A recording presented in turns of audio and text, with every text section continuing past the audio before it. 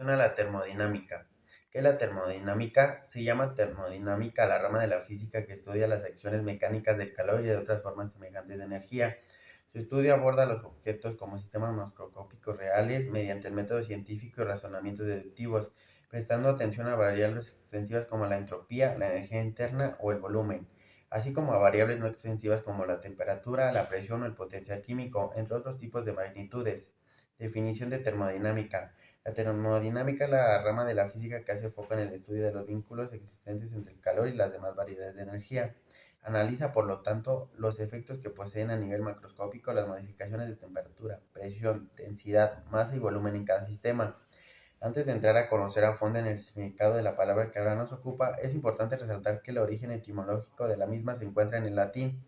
Más concretamente, podemos subrayar el hecho de que está conformada por la unión de tres partes claramente diferenciadas.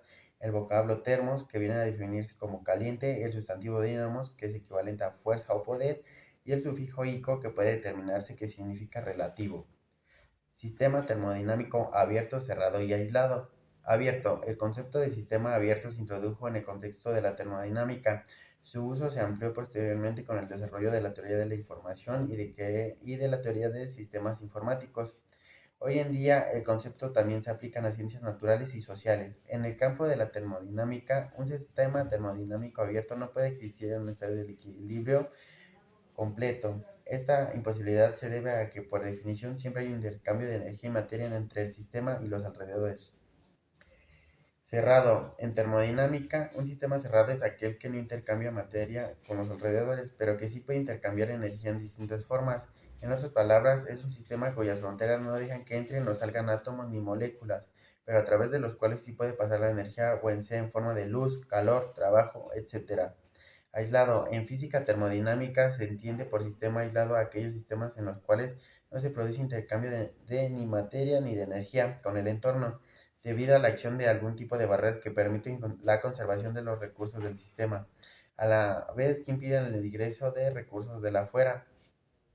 Los sistemas termodinámicos en general son modelos conceptuales que se utilizan principalmente para simplificar la descripción matemática de sistemas reales. En este sentido, los sistemas perfectamente cerrados en realidad no existen, ya que tendrían que ser totalmente herméticos y es casi imposible evitar que, aunque sea un puñado de átomos, atraviesen la barrera que separa el sistema de los alrededores. Variables de estado, de presión, volumen, temperatura y energía interna. En termodinámica, las variables de estado son propiedades que describen el estado de un sistema en equilibrio. Las principales variables de estado son: presión P es la fuerza ejercida por unidad del área sobre las paredes del contenedor que contiene el sistema. Volumen V es el espacio que ocupa el sistema. Temperatura T es una medida de la energía cinética promedio de las partículas en el sistema. Energía interna U es la suma de todas las energías cinéticas y potenciales de las partículas que componen el sistema. Estas variables de estado son fundamentales para describir y analizar los procesos termodinámicos y las propiedades de los sistemas físicos. Desarrollo histórico. El estudio formal de la termodinámica inició gracias a Otto von Guericke en 1650, un físico y jurista alemán que diseñó y construyó la primera bomba de vacío, refutando con sus aplicaciones a Aristóteles y su máxima de que la naturaleza aborrece el vacío. Luego de esta invención, los científicos Robert Boyle y Robert Hooke perfeccionaron sus sistemas y observaron la correlación entre presión, temperatura y volumen. Así nacieron los principios de la termodinámica. Sus aplicaciones. La termodinámica es uno de los campos que tiene mayor uso práctico en la vida cotidiana, sobre todo en la ingeniería y la ciencia exacta. Estudia las reacciones energéticas, la habilidad en cuanto a reacciones químicas, además de que es dentro de la ciencia un proceso naturalmente empírico. Es considerada como uno de los pilares fundamentales dentro de los procesos que llevan a cabo la industria química, petroquímica, entre otros tipos de estudio. Ya. La primera ley de la termodinámica. Hoy vamos a explorar un concepto fundamental en la física y la ingeniería, la primera ley de la termodinámica. Nuestro objetivo es comprender cómo se conserva la energía y formular la primera ley, y entender los conceptos de energía, trabajo y calor. Para empezar, podemos definir la conservación de la energía. Es uno de los conceptos más importantes de la física. Establece que La energía no se crea ni se destruye, solo se transforma de una u otra forma. Un ejemplo sencillo es la energía química de la gasolina. Se convierte en energía cinética que mueve el coche y la energía térmica que se disipa en calor. Formulación de la primera ley. Si se quiere expresar la ley de la termodinámica, se puede expresar como delta de U es igual a la diferencia entre Q y W, donde delta de U representa el cambio de energía interna en el sistema. Q es el calor añadido al sistema y W es el trabajo realizado por el sistema. Aquí podemos ver la ecuación y aquí podemos ver lo que significa cada uno de ellos. Desglosando la fórmula, obtenemos que Q es calor. Si Q es positivo, el sistema recibe calor. Si Q es negativo, el sistema pierde calor. W, que es el trabajo.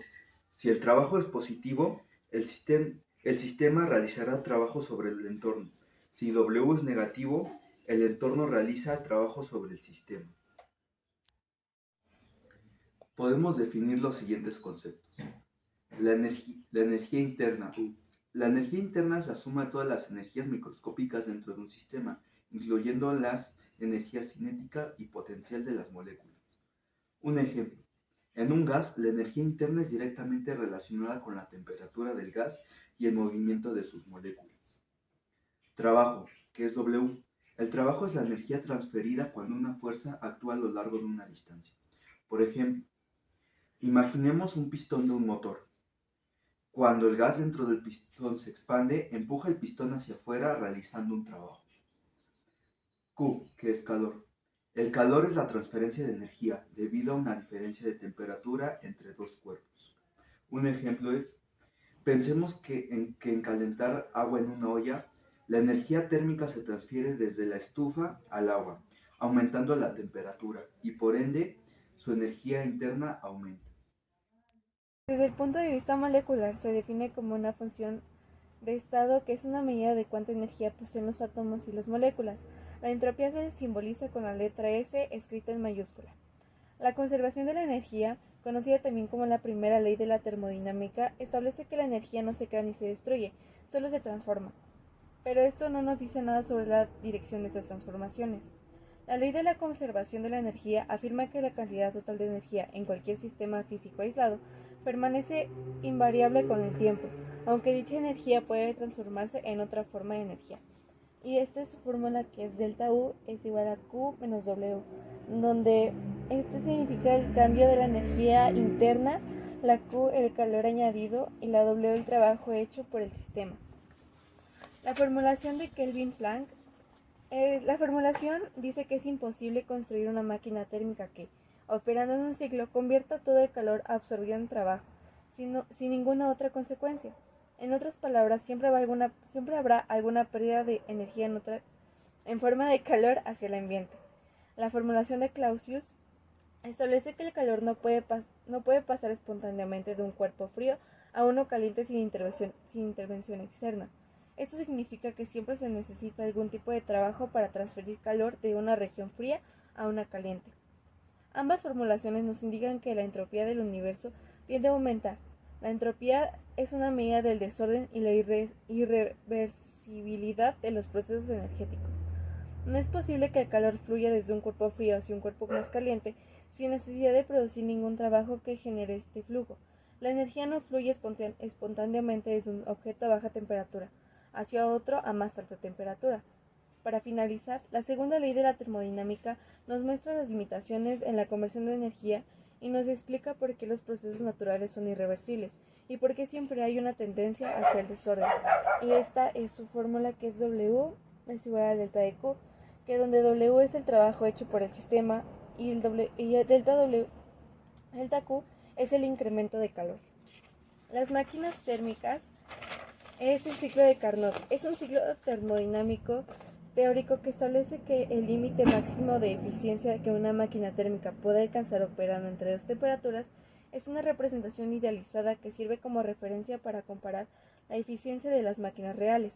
La eficiencia térmica del ciclo de Carnot se define como la relación entre el trabajo neto producido por el ciclo y el calor absorbido del foco caliente. es nu es igual a 1 menos Tc entre Th, donde nu es el igual a la eficiencia térmica del ciclo de Carnot. Tc es la temperatura absoluta del foco frío en kelvins y Th es la temperatura absoluta del foco caliente en kelvins. La tercera ley de la termodinámica establece que a medida que la temperatura de un sistema tiende al cero absoluto, que es igual a 0 grados Kelvin o menos 273 grados Celsius, la entropía de un cristal perfecto tiende a cero. Esta ley se puede formular de la siguiente manera. Entropía en el cero absoluto. En el cero absoluto, la entropía de un cristal perfecto, una sustancia pura en su forma cristalina más ordenada, es cero. Esto se debe a que en esa condición el sistema está en su estado más ordenado posible, con un solo estado microconfiguracional accesible. Imposibilidad de alcanzar el cero absoluto. También implica que es imposible alcanzar el cero absoluto mediante un número finito de procesos físicos. En la práctica, siempre habrá alguna entropía residual debido a imperfecciones y a la complejidad de la estructura real del material. Consecuencias de la tercera ley.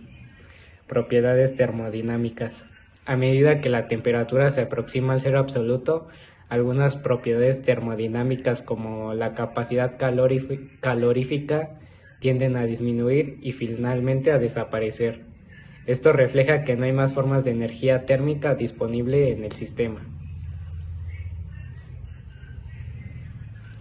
Importancia práctica. Criogenia.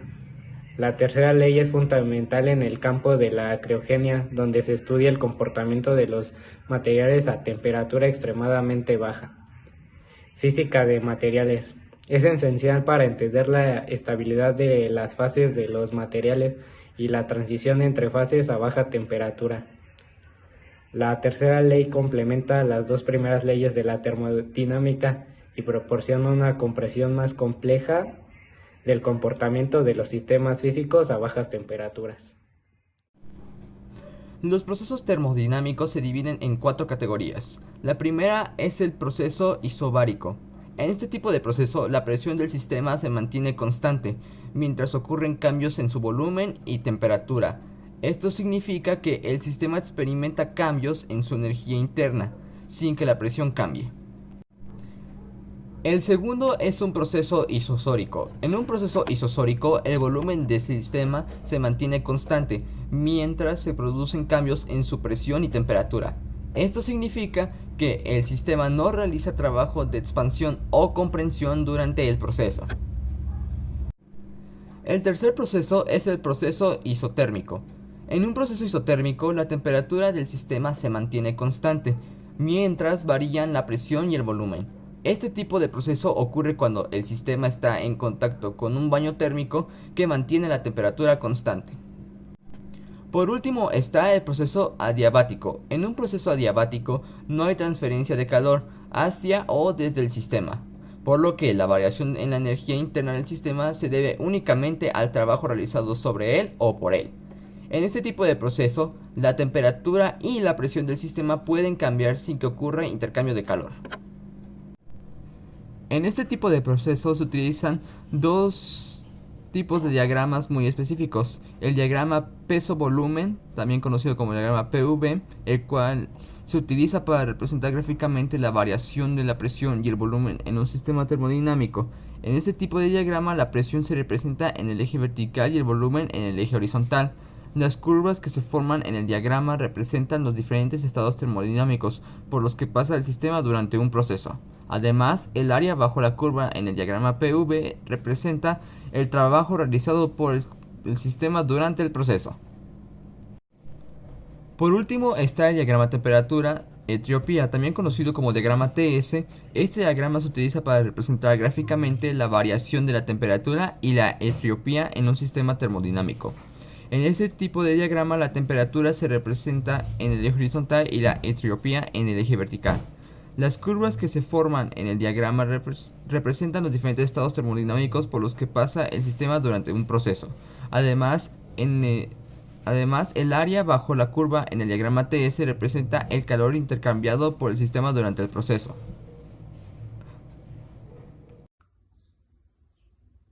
El ejercicio 2 va a ser sobre la aplicación de la segunda ley de la termodinámica y dice lo siguiente. Una máquina de vapor absorbe 600 joules de calor a 500 grados Kelvin y la temperatura de escape es de 300 grados Kelvin. Si la eficiencia real solo es la mitad de la eficiencia ideal, ¿cuánto trabajo se realiza durante cada ciclo? Ok, pues tenemos los siguientes datos, que son los 300 grados Kelvin, los 500 grados Kelvin y los 600 joules. Y vamos a aplicar la siguiente ecuación, que va a ser la eficiencia es igual a 1 menos Tc sobre Th. Vamos a sustituir los datos y nos va a quedar la ecuación de la siguiente manera. 1 menos los 300 grados Kelvin sobre los 500 grados Kelvin. Por lo tanto, la eficiencia va a ser de un 40%. Realizando los cálculos da ese resultado. Ahora, el problema lo que nos está pidiendo es el trabajo. Con la eficiencia real, que es igual a 0.5 por la eficiencia ideal, que es la que ya obtuvimos, que es esta de 40%. Multiplicamos y esto nos da como resultado una eficiencia real del 20%. Aplicamos la siguiente ecuación, que es E es igual a W sobre QH. E es igual... perdón. Lo que se tiene que hacer aquí es despejar W de la ecuación. Por lo tanto, nos va a quedar de la siguiente manera. W es igual a E por QH. Y esto va a ser igual a la E, que es 0.20, que es lo que sacamos de aquí, los 20% de eficiencia, por los 600 joules que anteriormente nos proporcionó el problema. Y esto nos va a dar como resultado un trabajo de 120 joules. Y esa sería nuestra respuesta final al problema. Ahora procederemos a realizar dos ejercicios de aplicación de la primera y segunda ley de la termodinámica. El ejercicio 1 dice lo siguiente. En la figura, el gas absorbe 400 joules de calor y al mismo tiempo realiza 120 joules de trabajo sobre el pistón. ¿Cuál es el cambio de energía interna del sistema? Aquí lo que nos proporciona el problema son los siguientes datos. W quiere decir el trabajo que sale y Q es el calor que entra al sistema. En este caso W van a ser 120 joules y Q van a ser 400 joules.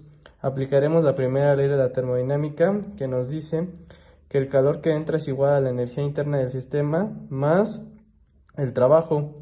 En este caso, el calor que entra va a ser positivo, por lo cual tendrá un valor de más 400 joules, y el trabajo que sale va a ser igualmente positivo y va a tener un valor de más 120 joules. Despejando el incremento de la energía interna del sistema de la ecuación que ya tenemos, la cual es esta, nos va a quedar la ecuación de la siguiente manera, la cual es el incremento de la energía interna del sistema va a ser igual al incremento del calor menos el incremento del trabajo. Sustituyendo los valores que ya tenemos, los cuales son este y este, en la ecuación, nos van a quedar de la siguiente manera. Incremento de la energía interna del sistema va a ser igual a más 400 joules menos más 120 joules. Más por menos van a ser igual a menos, entonces va a ser 400 menos 120 joules. Y esto nos da como resultado final que la energía interna del sistema es igual a más 280 joules.